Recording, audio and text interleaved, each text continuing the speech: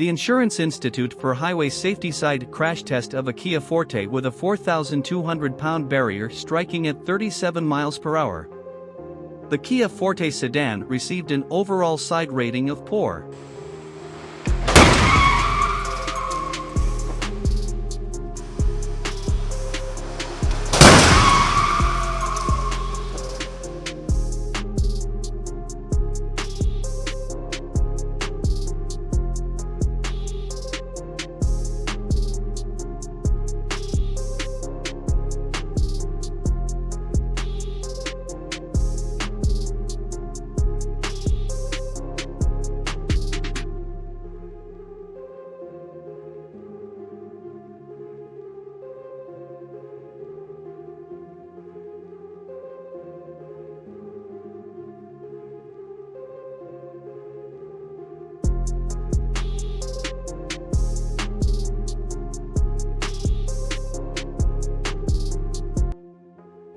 Thank you for watching this video presented by Cars and SUVs.